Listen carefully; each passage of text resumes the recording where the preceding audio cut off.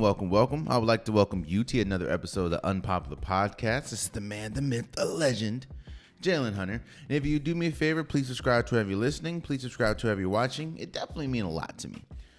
When I tell you that even though I predicted one of the game or the final outcome of one of the games correct in the conference championships, when I tell you that the conference championships went like nowhere close to what I expected, that is an understatement. Let's start with the first one. And the one that to me was more shocking. It was more shocking for a lot of reasons. And that is the Bengals went into Arrowhead and beat the Kansas City Chiefs for the AFC championship. They beat them 27-24. This game was shocking for a lot of reasons. It was shocking for the fact that the Bengals, which I'm not going to lie and say that I did not have high expectations for the Bengals coming into the season. No, you can go back to past episodes. I didn't know how Joe Burrow was going to be coming back from injury. I didn't know. I was adamant that they should have picked a lineman, maybe Penei Sewell, Rashawn Slater, maybe one of those players instead of a Jamar Chase because of the fact that their offensive line wasn't that good. There was a litany of things. When you look at the division that they're in, it was hard for me to see them finishing above the Ravens or above the Browns and possibly even above the Steelers. I just didn't have much faith in the Bengals, man. And to sit here today and they're in the Super Bowl, that's a testament, man. That's a testament to that team, bro. And let's start with this. Let's talk about this game. First and foremost, like I said, this was shocking because you beat the Kansas City Chiefs in Week 17. And they always say that especially in that short of a time frame, it's hard to beat a team twice, especially a team that is motivated for something. Now, of course, when you're in the playoffs, of course, you're motivated to get to the end goal, which is, of course, the Super Bowl.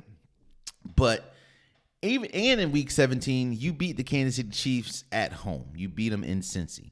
So I didn't think that it was. I mean, Kansas City Chiefs just beat the Buffalo Bills, and I thought they were just right. They had the momentum. And going into the first half, they did. You go up 21-3, and Patrick Mahomes is looking like Patrick Mahomes. Tyreek Hill caught a touchdown. Travis Kelce caught a touchdown. They were just humming on. The Kansas City Chiefs were firing on all cylinders. But one thing, first and foremost,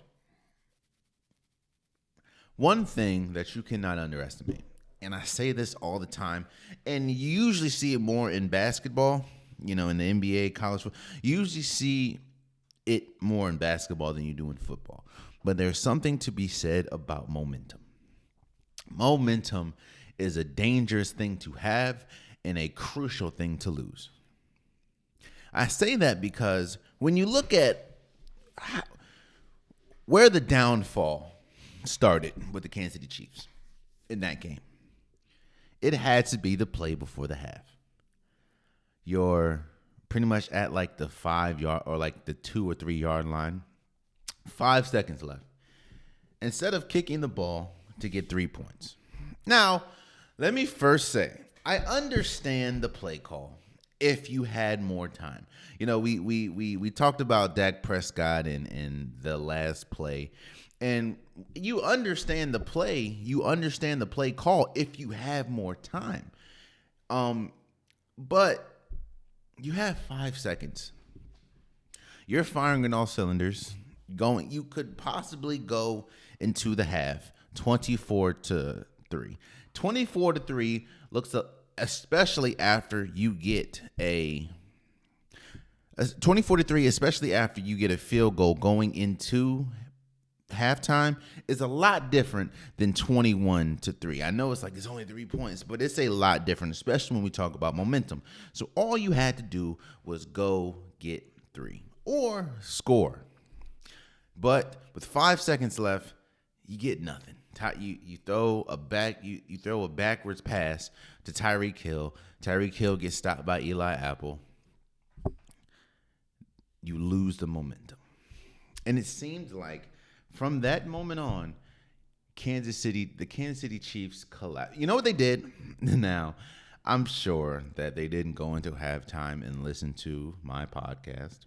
I'm sure probably nobody in in Arrowhead listened to my podcast. But one thing that I said what was the one of the keys I said that the Cincinnati Bengals had to do to win the game last week. One of the key was you have to take either Travis Kelce or Tyreek Hill out the game. You can let one go off. One can go off, but you cannot let both of them go off, especially seeing as though they're Patrick Mahomes' favorite targets. You cannot let both of them go off. And what happened in the second half? First and foremost, you go into halftime, that is the Cincinnati Bengals, you go into the halftime with momentum.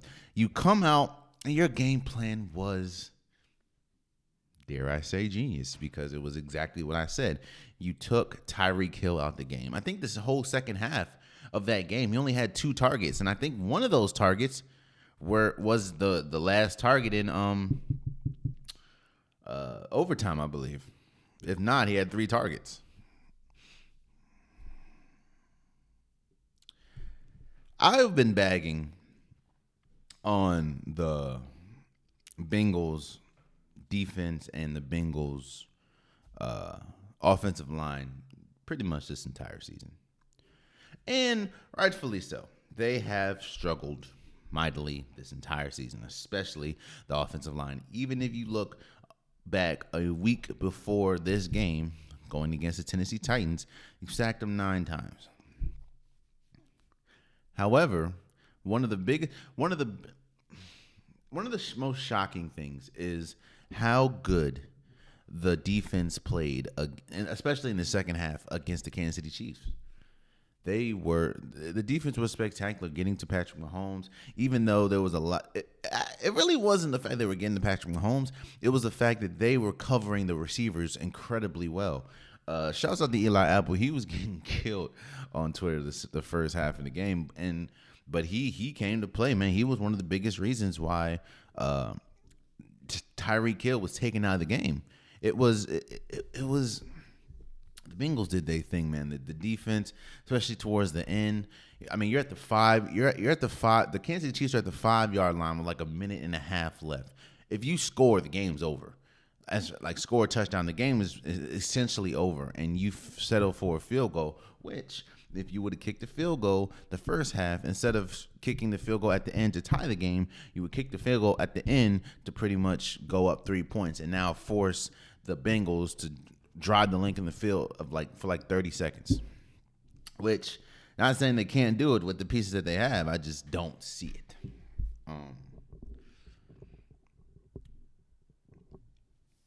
Let's talk. Let's be honest about it. Because a lot of people have been honest this week. But let's be honest. Majority of this loss, majority of the collapse in the second half has to go to Patrick Mahomes. You know, we're quick to give praise on Patrick Mahomes, and rightfully so. Patrick Mahomes is damn near unlike any quarterback we have ever seen in this league. From the way that he can catch fire, he reminds me of a basketball player. He reminds me of a Steph Curry. As far as when he catches fire, there's nothing that you can do. We just saw Steph Curry do it the other night against the Rockets. When Steph Curry catches fire, I mean, at that point, it's a wrap. Mahomes is unlike any football player we've seen, and that's rightfully so. But with the compliments and with the accolades has to come the criticism when criticism is due. Patrick Mahomes collapsed as far as his game just went from highest of highs to what Patrick Mahomes was looking like in the beginning of the season. It felt like he kept trying to go for the home run play, and because of that, it just collapsed. The Kansas City Chiefs could get nothing. A team that put up 21 points in the first half only put up 3 points, not only in the second half, but the second half plus overtime. I'm not saying that it's the end of Patrick Mahomes' career, because it's definitely not. Like, anyone that's saying that is wild. But what I am saying is, we're quick to give Patrick Mahomes praise when it deserves, and a lot of people want to, well, the offensive line wasn't well. Well, if Tyreek Hill didn't drop a couple passes, if a couple passes, no, this is on Patrick Mahomes. Now, of course, the defense could have been better, but this was on Patrick Mahomes. Gave up 2 interceptions, one in the second half, one in overtime. The second interception he threw into double coverage to Tyreek Hill. While Tyreek Hill could have caught the ball, you don't. Why I don't? That's not a smart play, especially in overtime. Especially when you win the coin toss. Let's talk about Joe Burrow.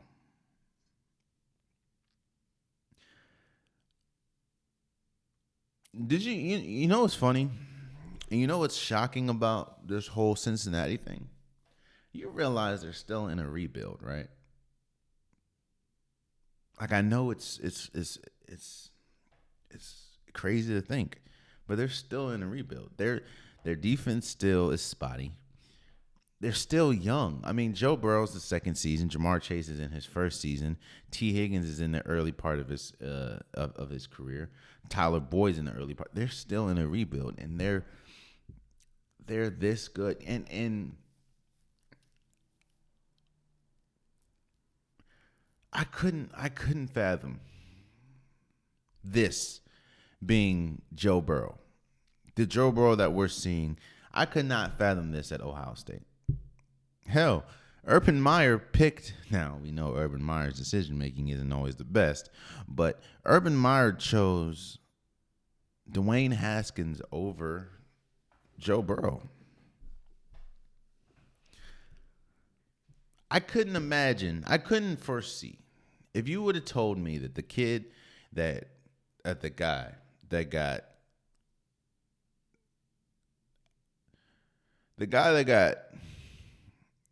Dwayne Haskins was chosen over him, who transferred to LSU, who had a horrible first year at LSU. Like, nobody really talks about how bad Joe Burrow's first year at LSU was. Then the second year going on a tear, winning the national championship with ease, honestly. Like, their game. Now, Joe Burrow was incredible. They also had Jamar Chase and Justin Jefferson's 2 wide receivers that you can argue are top 5 in their positions right now. To a Joe Burrow that was having an incredible rookie year that ultimately ended in injury, like broke his leg. Who would have thought that this team, that Joe Burrow would in his second year make it to a Super Bowl with the Cincinnati Bengals, that is. And it's not like they played flukes, They played a Tennessee Titans team that was number 1 in the conference at Tennessee, with that emotion of Derrick Henry coming back, and the first game in a while that Derrick Henry, A.J. Brown, and Julio Jones played. To go in there and win, and then you turn around and go into probably one of the toughest places to play in the NFL, and that is Arrowhead. You go into Arrowhead with a Patrick Mahomes and a Kansas City Chiefs team that just beat, in one of the most epic games we've ever seen, just beat Josh Allen in Buffalo Bills.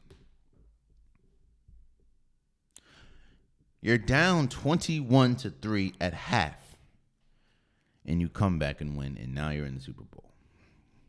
Joe Burrow, there should be no there. I'm not one of those people that like to crown superstars so early in their career. And no, I wouldn't. If I wouldn't choose Joe Burrow over Patrick Mahomes. I wouldn't choose Joe Burrow over Josh Allen. I wouldn't choose Joe Burrow over, of course, Aaron Rodgers or hell, maybe not even Lamar Jackson. But what I will say is this: Joe Burrow is a superstar. Joe Burrow, and it's not just the fact that he doesn't do anything special. And I think that's the hardest or the easiest way to explain it. He doesn't do anything special, but gets he never gets rattled.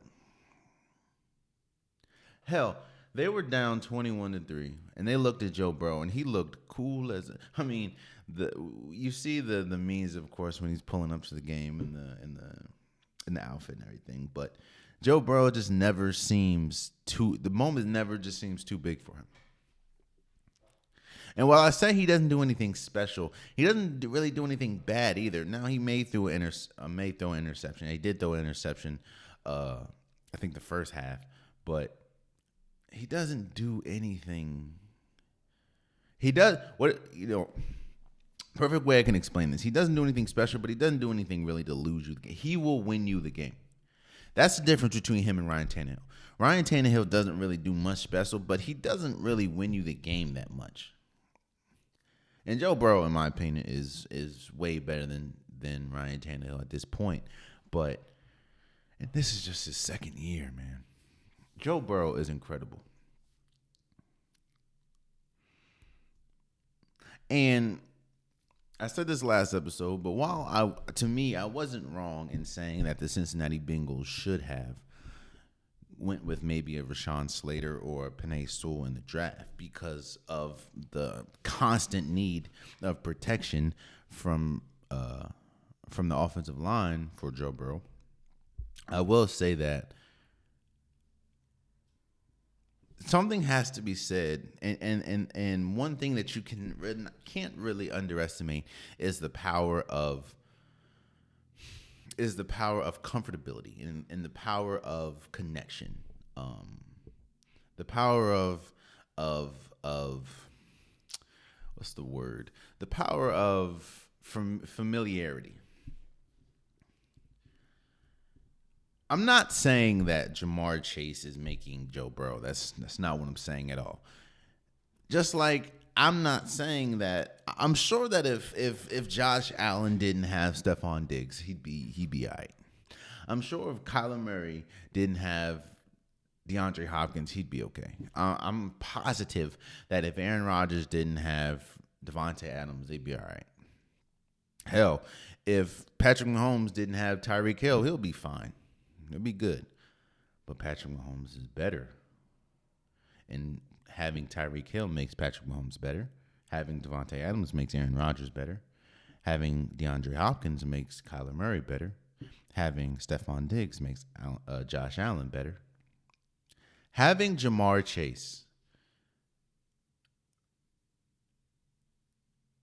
makes Joe Burrow so much better because of the comfortability they have with each other playing at LSU.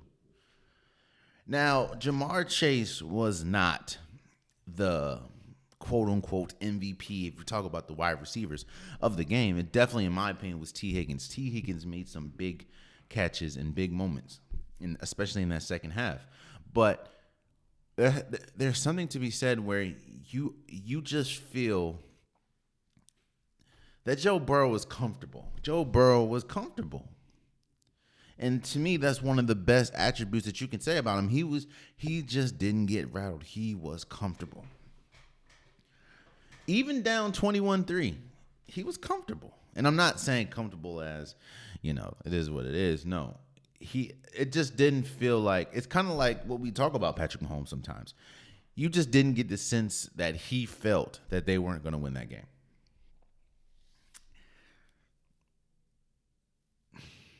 I'm shocked that the Cincinnati Bengals are in the Super Bowl. I have no problem in saying that my pick was wrong. My preseason pick was wrong. When we talk about the divisions and the rankings, they were wrong. I have been wrong. I was right about the Cincinnati Bengals winning against Tennessee, but I have no problem saying I was wrong. But I'm shocked. I'm just shocked because of what they had how we perceived them going into this season. Especially when you're talking about a quarterback that had a season-ending knee injury last year. Like, bad, too. We all saw it against Chase Young and the Washington football team, or whatever their name's going to be. I'm shocked. Pleasantly shocked, though. I like Patrick Mahomes. I like Travis Kelce. I like Andy Reid, incredible coach, probably the second best coach in the league right now. But I felt myself rooting for the Bengals. Once the second half got rolling, I was like, if the Bengals don't score in their first two drives, it's over with, and they did. And I'm like, oh, I don't know, man. I'm shocked again. They went into Arrowhead and won. However, I'm happy. I'm happy for Joe Burrow. I'm happy for Jamar Chase. I'm happy for Taylor, the coach. I'm happy for all those players, man, and that organization. Organization, I don't think has been there since like the 80s or something like that. Yeah, man, I was rude. I don't know, man. I don't have a dog in this fight. Clearly, my team is nowhere close to as good as these two teams or these four teams, honestly. But I just felt myself rooting for the Bengals and rooting for this team, and that really speaks to the connectivity that this team could have on people. You know, and that's no offense to Patrick Mahomes and the Kansas City Chiefs. I would have no problem if they won. I think it'd be cool, but for a team, the fourth place team or fourth overall seed team that nobody picked to make it except maybe people in Cincinnati. Nobody picked them to make it, and now they're in the Super Bowl is incredible. So, and for the Kansas City Chiefs, man, it's not over. I don't think that I do think that the whole dynasty thing was a little too soon. I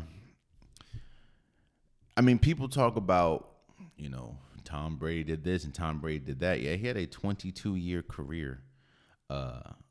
He had 22 years to do that. So, I don't think this is it for Patrick Mahomes. I think that Kansas City Chiefs is still a young team. I do think that they need to kind of assess some things because it wasn't just Patrick Mahomes falling apart in the second half. They didn't make any adjustments. Like the adjustments that the Bengals made, the Kansas City Chiefs did not make any adjustments to those adjustments. So the game plan that they had, it wasn't working, but they didn't make any adjustments. And a lot of that's on the coaching staff. A lot of that's on Patrick Mahomes. It just didn't come together. However, you still have Patrick Mahomes. You still have Travis Kelce. You still have Tyreek Hill. A young core, and they're going to be there. I think you need to re-sign Jerry McKinnon because he was big. I think they'll be, they'll still be a great team, and they still have the pieces to win. They need to figure out some things on the defensive side, like Melvin Ingram and stuff like that. But and what's going to happen with Tyrann Mathieu. But I don't think this is it for Kansas City. I just think that they do need to kind of this is like a gut punch, This is a gut punch and see what happens. Are they going to fall? And it's a gut punch because everything that they had is what people said. And I was one of the people. I said, if they had one of the biggest reasons why they lost Super Bowl was because they didn't have an offensive line. Their offensive line was playing incredible, and they still lost this year. So I do think it's a gut punch or another gut punch, and how you get off, how you get up. We could very well see them in the AFC Championship again next year. I don't know, but That we're not talking about next year. We're talking about now. And right now, Cincinnati Bengals are moving on to the Super Bowl. So shouts out to y'all, man. Let's talk about the other game. In the other game, the Rams beat the 49ers 20-17. This is another, and this is why I think this is going to be a great Super Bowl. Because there's a lot of storylines wrapped into this game. When you look at the Rams, man, just look at it, man. Just look at them. You have Matthew Stafford, who his career, he has been. It's something to fit matters. I talk about it all the time. I think I named the episode after it once, but fit matters, man. Matthew Stafford is a good quarterback. When you're playing for a franchise like the Detroit Lions, it's kind of hard to showcase just how good you are because of the fact that you don't really have much around you. Even though he did have, Megatron, that's about it. Well, they had Nate Burleson too. I forgot about that, but for Matthew Stafford to go through what he's went through with Detroit, I think his wife had medical problems too. To make it to a Super Bowl. For Odell Beckham Jr. being one of the top wide receivers in New York, that not working out, getting sent to Cleveland, that completely not working out, people turning on him, his injury history, people not even, people blaming him for the rift and the dysfunction that is Cleveland, to be in a Super Bowl. To Aaron Donald, that's won almost every award possible outside of MVP, to be considered arguably one of the best defensive players of all time, to making it to a Super Bowl with a Jared Goff and ultimately not winning. Von Miller, Super Bowl MVP, Super Bowl 50 MVP, I believe. Then having injury after injury after injury and dysfunction with the Broncos and not having a good quarterback. Sean McVay continuously getting smacked by Kyle Shanahan. I think he was like 0-5 or 0-6 or something going into this game. It's just so many. This game,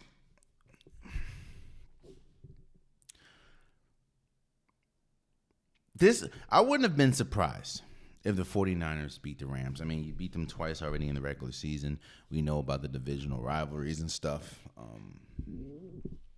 But I wouldn't have been surprised. And it was looking great. Like, they were, let me say this. The defense was looking all right. Deebo Samuel. We'll talk about the 49ers in a second. But the Rams, man, and I say this a lot. I've been saying this a lot the last few episodes. This is why you set, they're clearly and definitely, and they've come out and say they're in the win now mode, man. You have like no draft picks, or no first round draft picks to like 2026 or something, because there's something to be said, man. Some teams don't care. I'm not gonna say don't care, but don't really prioritize the longevity.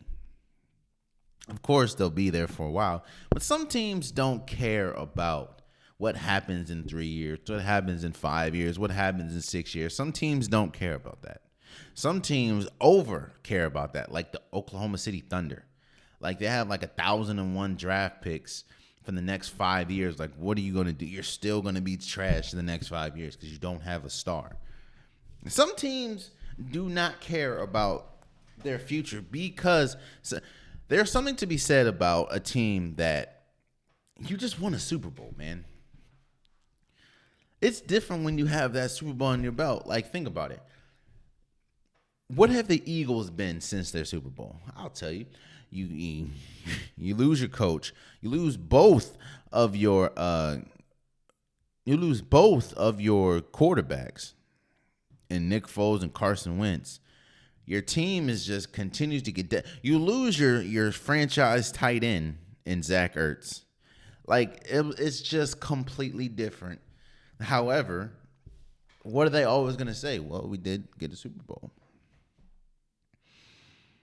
The Bucs may never win a Super Bowl again, but they can say, "Hey, we got a Super Bowl with Tom Brady and Chris Godwin and Antonio Brown." And that's Antonio Brown. People can talk. People will throw, like, he'll do something crazy. People will just talk crazy about his name. But one thing they will say, well, he is a Super Bowl champion. People, again, having that Super Bowl is huge, man. You can be great in 5, 6, 7, 8 years, but people want a Super Bowl. That is the name of the game. So when the Rams don't have, like, they gave all their picks away, they can care less. When you have Aaron Donald, when you trade Jared Goff for Matthew Stafford, when you have Odell Beckham Jr., when you have Cooper Kupp, when you have Von Miller, when you have Robert Wood, when you have Tyler Higbee, when you have Cam Akers, when you have Sonny Michel, they want to win a Super Bowl now. Because quiet as kept, you may not have Von Miller next year. You may not have Odell Beckham Jr. next year.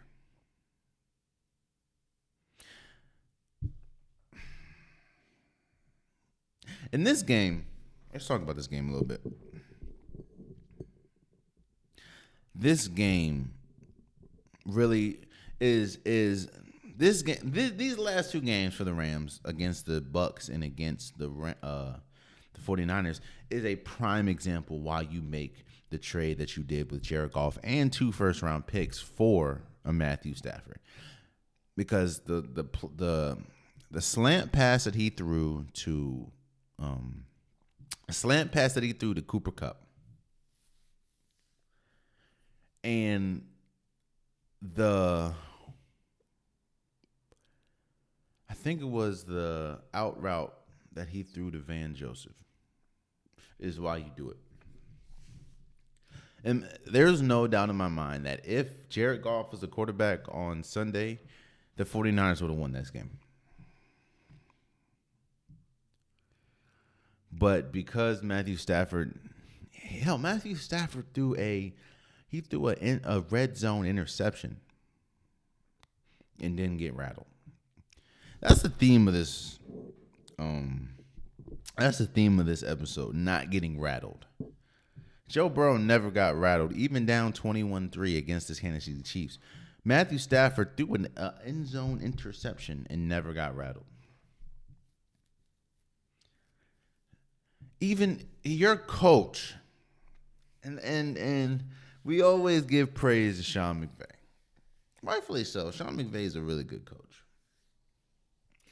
But your coach has the 2 dumbest, and I mean absolute dumbest, challenges I've ever seen in my life.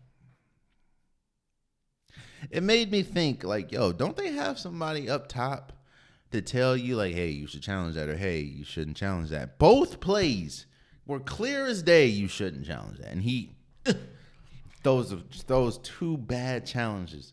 So now you don't really have any timeouts in the second half or challenges.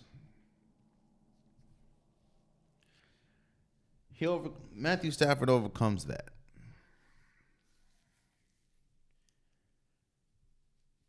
Cam Akers really ain't doing nothing the first half. And this is also why you bring an Odell Beckham Jr. Cooper Kupp didn't really do much of anything the first half. Yeah, he had some catches, but it was an Odell Beckham Jr. show the first half, and then pretty much Cooper Kupp did his thing the second. I mean, you lose Robert Wood, like Tyler Higbee even went out. I think he has an MCL sprain, and they're still saying that he could NFL boy. That man sprains MCL, and they said, well, he possibly could still play in the Super Bowl. No, bruh, no. I would love to play in the Super Bowl too. You never know when you're gonna get another chance. And Tyler Higbee is big, but no, bro. MCLs ain't nothing to play with. The Rams are a good team, man.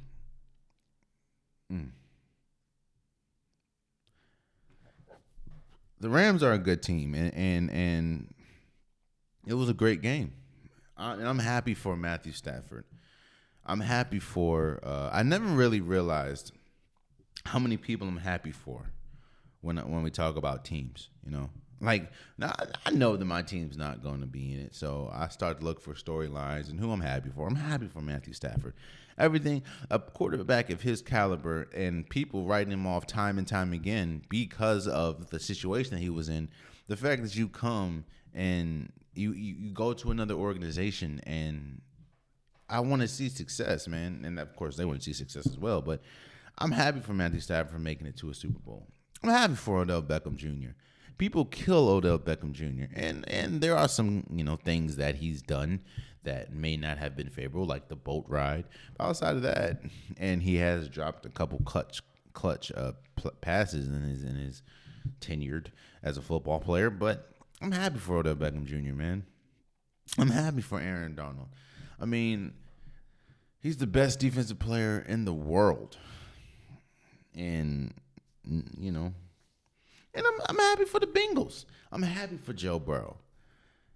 I'm happy for Jamar Chase. I was not a fan of the draft pick, but I still like the fact people were kind of killing Jamar Chase for sitting out his last year in LSU. Also, probably because of how bad LSU was that year, but people were killing Jamar Chase for sitting out. Hell, Jamar Chase couldn't catch a cold in the preseason. Remember that? I'm happy for T. Higgins, man. I'm happy for Joe Mixon. Remember, well, he did do some crazy stuff, but remember the whole Oklahoma incident? I'm happy for him, man. And let's have a conversation about it because it's going to be talked about. We'll talk about it. That's Jimmy G and the 49ers. First and foremost, the 49ers have the fact that they're in the NFC Championship is crazy to me. Especially when you look at how they played. Now, if you would have predicted a fully healthy roster to be in the NFC Championship, I wouldn't have been as surprised. But a roster that has dealt with injuries all year to make it is incredible. Deebo Samuels has been a godsend for this team, and the video of him breaking down at the end of the game and crying, that's just passion, man. People always, it is what it is.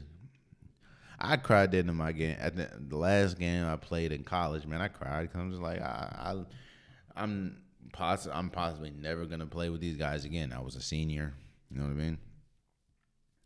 And I'm not saying that Deebo saying, but when you want to win that bad, and of course we lost our championship game, I want to win, So the fact that he showed emotion, that means something, and I like that. I like the fact that your best player at the time is balling because he wanted to win. And shouts out to Odell Beckham Jr. for trying to, with the world, the pandemonium that's going on right now, you seek out Deebo and talk to him. George Kittle is one of the best tight ends in the league. He made some big catches. Trent Williams is arguably one of the best left, if not the best, tackle in football. He made some big plays or protections.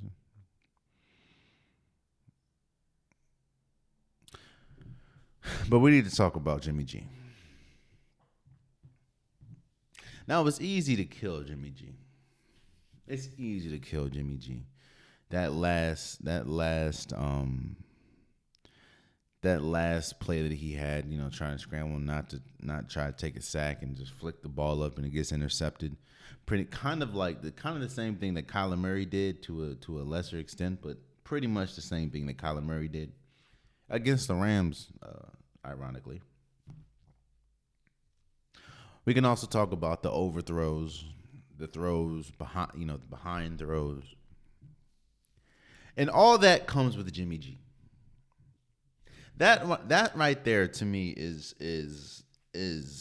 honesty in a nutshell. When we talk about quarterbacks, what are you getting?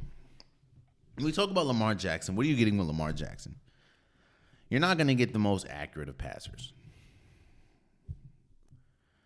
However, you're going to get a dynamic runner. You're going to get a dynamic quarterback. There could be plays where he might throw the ball at the ground or might overthrow a player. But the great Lamar Jackson outweighs the needs improvement Lamar Jackson. What are you going to get? What are you getting when you get a Patrick Mahomes?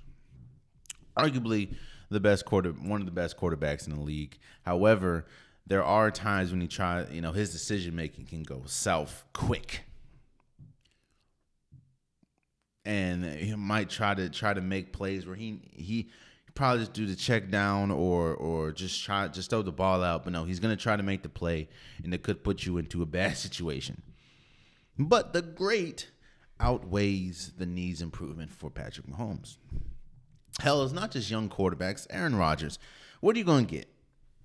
You're going to get a diva-like mentality. The organization is going to have to revolve around him.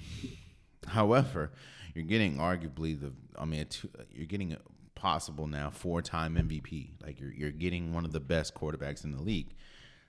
A lot of people would say, and I'm one of the people, that the good outweighs the bad for Aaron Rodgers. When we talk about Jimmy G, it's very apparent that he will not be there next year.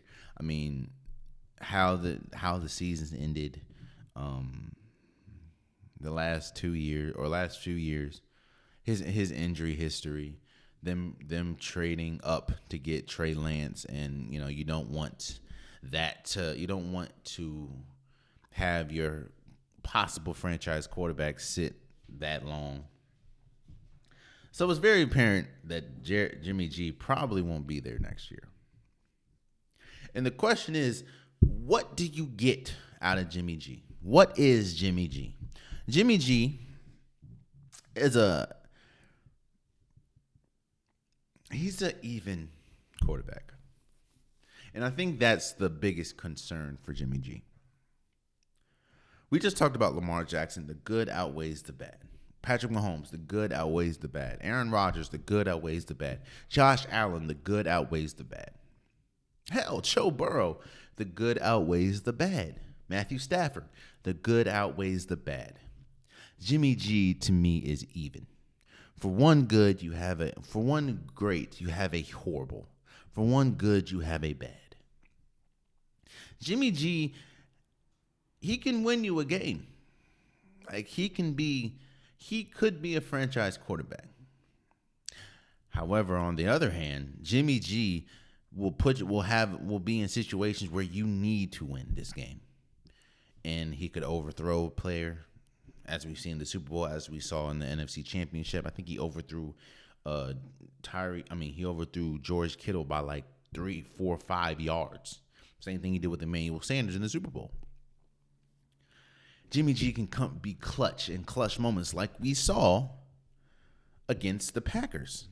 Making clutch passes to George Kittle, making clutch passes to Deebo Samuels. Then you can get a Jimmy G that we saw on Sunday, where you need to throw the ball to Brandon Ayuk, throw the ball too high.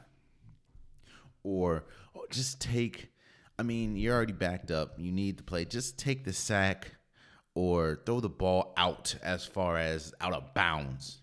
Don't flick it to a guy when you have Aaron Donald draped on you. When Jimmy G's available, he could be a very good quarterback. Really good quarterback. Maybe, I'm not going to say top 15. Well, at his best, maybe top 15, top 20. On the other hand, Jimmy G has a long history of injuries. See what I'm saying? Even. There's not too much wrong with a lot of quarterbacks, especially a lot of quarterbacks that get their team to the NFC Championship. However, Jimmy G is such an even quarterback, and that to me is, I'm not going to say a problem, but that to me is a cause for a hesitation. Now, I will say this, and Jimmy G is going to have a lot of suitors. There's going to be a lot of people, because Jimmy G is an upgrade for a lot of people right now. Hell, I don't want to. I'm a Washington fan, man. Jimmy G is better than Tyler Heineke. Jimmy G is better than Tyler Heineke. Jimmy G would be an upgrade in Detroit. Jimmy G would be an upgrade in, of course, Washington, like I just said. Jimmy G would be an upgrade possibly in New York. Jimmy G will be an upgrade in Pittsburgh. As we'll talk about in a minute, Jimmy G can be an upgrade. Well, Jimmy G could be the starting quarterback in Tampa Bay. Maybe Green Bay, seeing what happens with Aaron Rodgers. There will be places that could use Jimmy G, and he would be an upgrade from their current or future status. But Jimmy G is like an enigma, man. It's like, what Jimmy G are you going to get? Are you going to get the great Jimmy G, or are you going to get the Jimmy G that, you know what it is? Jimmy G is he's one of those quarterbacks. There's quarterbacks that can win you games, but there's also quarterbacks that can win you games but need a lot of help. Aaron Rodgers doesn't need that much help. He can win you a game. As we're seeing, Joe Burrow doesn't need that much help. Matthew Stafford doesn't need that much help. Lamar Jackson doesn't need that. Patrick Mahomes doesn't need that much help. Tom Brady doesn't need that much help. They can win you games despite of stuff. I'm sure if Aaron Rodgers didn't have a good offensive line, he could still win games. Patrick Mahomes didn't have an offensive line, he could still win games. Jimmy G needs a lot to go right for him to win the game. You need a good offensive line. You need a good defense. Jimmy G can't carry. That's it. Jimmy G can't carry a franchise. Jimmy G can be a bright spot for a franchise, but he can't carry a franchise. He needs a great offensive line. You have the best tackle in football, arguably, in Trent Williams. He needs a great running game. He needs a great number one option. I mean, he has two of them at this point. You could honestly argue he has three. We talk about George Kittle, Brandon Ayuk, and Deebo Samuels. He needs, there's some quarterbacks that don't have,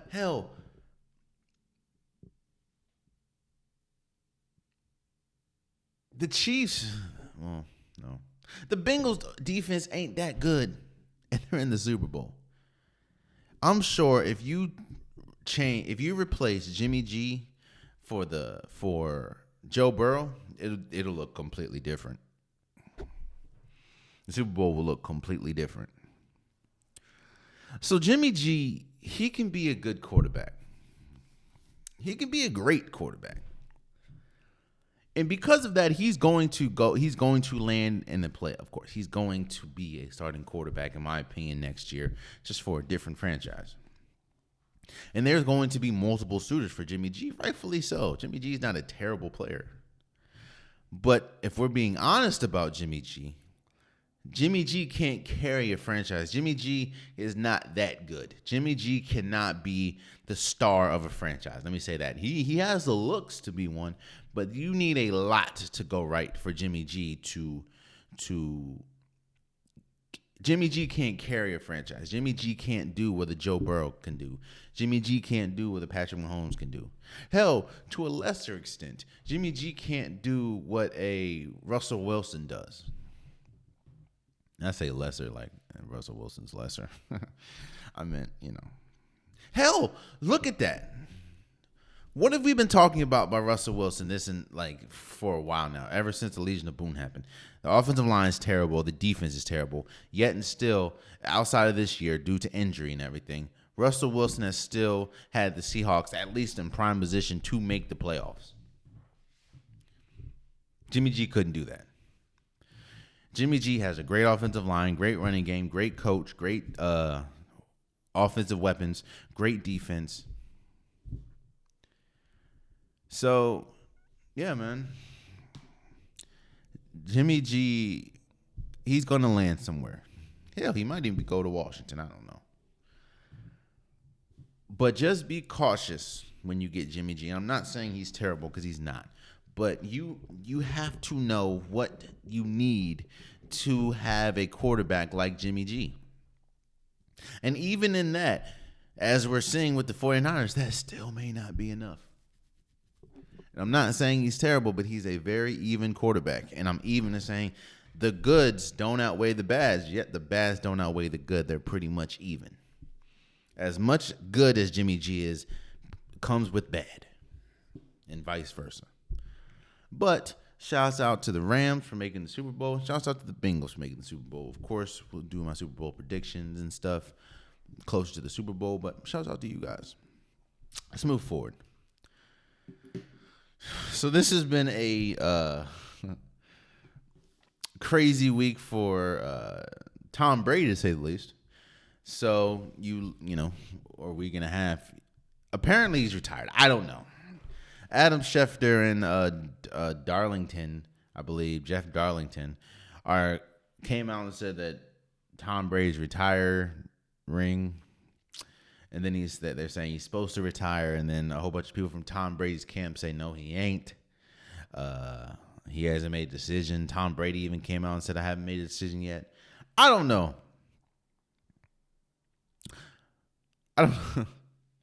I don't know. I mean, I don't know. I will say that I don't think that Adam Schefter could be wrong.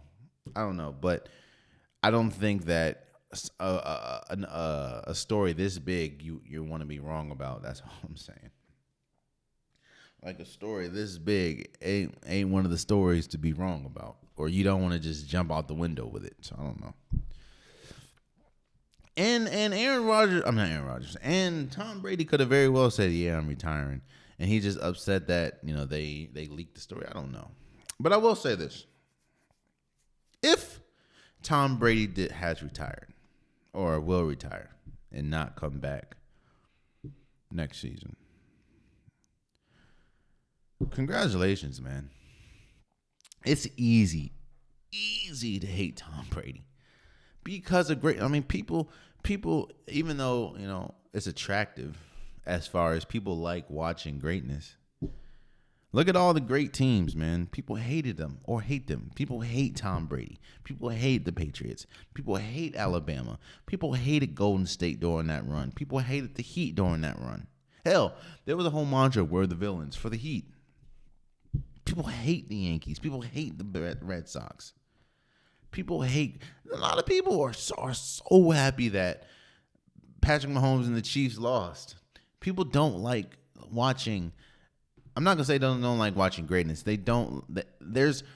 I don't know if it's hard to comprehend sometimes as how great somebody is until they just continue. Like people, it's like the Alabama effect, It's like people want to watch greatness. They're just tired of seeing them. I think they want to watch greatness because they want to see somebody overcome. They want to see somebody beat. That's why people were so elated that Georgia beat Alabama. Because it's like you want to watch greatness, but you want to see David beat Goliath. You want to see that, UMBC beat Virginia. You want to see that. But you also want to see greatness, which is funny because if you look at Alabama next year, they're projected to be number 1. Tom Brady is the greatest quarterback of all time. There's nothing that you can argue about that. He has all the accolades. He has 7 Super Bowls. He has more Super Bowls than any NFL franchise. He has more Super Bowls than a lot of NBA teams have championships. Not all of them, but a lot of them. Now, people want to go with the whole Deflategate. People want to go with, some of the sketchy things that's happened with the Patriots. But at the end of the game, at the end of the day, you have to play the game. And Tom Brady has played it at a level that we have never seen from his clutch. And he may not, Tom Brady, even in his prime, Tom Brady mobilely couldn't do what Patrick Mahomes does mobile. Like, as far as running. He will never be the same runner, and he was never the same runner that Lamar Jackson is. He may not have a more gifted throw than Aaron Rodgers, or maybe even he may not be able to throw the ball in the exact pocket that he needs to, like a Russell Wilson. But when we talk about clutch, when we talk about dependability, when we talk about wins, Tom Brady is it. Tom Brady is the greatest quarterback of all time. There's debates between who's better between LeBron James and Michael Jordan. People debate who's better between Randy Moss or what's his name with the commercial? Jerry Rice. People debate between who's better between Barry Sanders and I don't know, LT. People have debates like who's better between who and who. There's really no debate between who's better between Tom Brady and blank. Hell, people still question who's better between a Floyd Mayweather and a Muhammad Ali. Muhammad Ali and Tyson. There is no debate who is the best quarterback of all time. So, if Tom Brady does officially retire, and we'll talk about it, but congratulations on an incredible career. 7 Super Bowls. Come on now. And if he doesn't retire and come back, hey, you have another shot to win. Even though it kind of feels like he's retiring. Because if you think about it, the Bucs don't have the best cap space, and they have a lot of people that they need to sign, and they could lose a lot of people. They could lose Brian Leftwich, their coordinator. They can lose Todd Bowles, their coordinator. There's just a lot of questions with Tampa Bay. So I would understand if he wants to give it up. And if he doesn't, he did just almost mount an incredible comeback against the now Super Bowl bound Rams. But shouts out to Tom Brady. If this is it for Tom Brady, congratulations, brother. If not, see you next year. And lastly, before we go, congratulations to Rafael Nadal for winning the Australian Open. This is so big because he has won his 21st Grand Slam, breaking a 3-way tie between him, Roger Federer, and Novak Djokovic. It's a feel-good story. A lot of people, Rafael Nadal when we talk about fame, he doesn't get the same amount of acclaim as, of course, a Roger Federer or Novak Djokovic. Even though, he has a reputation like he never loses on clay and stuff like that. But when we talk about, it's kind of like rap. It's kind of like J. Cole, Drake, and Kendrick. While, Kendrick and Drake get the more critically acclaimed, I guess you can say, than J. Cole. It's always a 3-man weave, you can say. It kind of like Rafael Nadal, in my opinion, would be like the J. Cole. And of course, Kendrick is probably Roger Federer, and Drake is Novak Djokovic. Think about it. What was the story dominating the Australian Open? It was Novak Djokovic not even be able to get in because his visa, because he wasn't vaxxed. So, I'm happy for Rafael Nadal, man. He will go down as one of the best. He'll go down as one of the best tennis players of all time.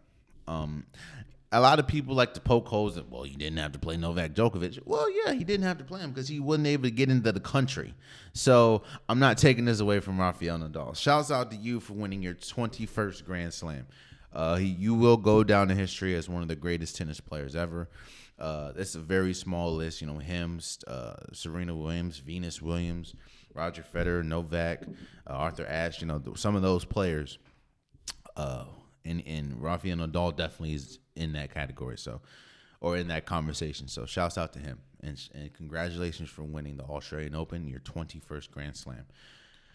And there you have it, man. That has been today's episode of the Unpopular Podcast. I appreciate you guys. If you want an Unpopular Podcast shirt, hoodie, long sleeve, sweater, joggers, the link is in the description below. I have multiple different colors, multiple different designs. So click your favorite design, click your favorite color, click check out, and boom, we are in action. Also, I'm thinking about doing a giveaway. I'm trying to figure out what I'm going to do with that. But I am thinking about giving away some merch, maybe like subscribe, or I don't know, something like that. But we'll figure it out. Also, please subscribe to wherever you're listening. Please subscribe to wherever you're watching. It definitely means a lot to me. Also, if you can leave a like and comment, let's get the algorithms going. I want more people to see the Unpopular Podcast, and the only way that we can do that is, get the algorithms up. So get more likes, get more comments, and even in the comments, we have conversation in the comments. So I appreciate you guys. And until next time, much love.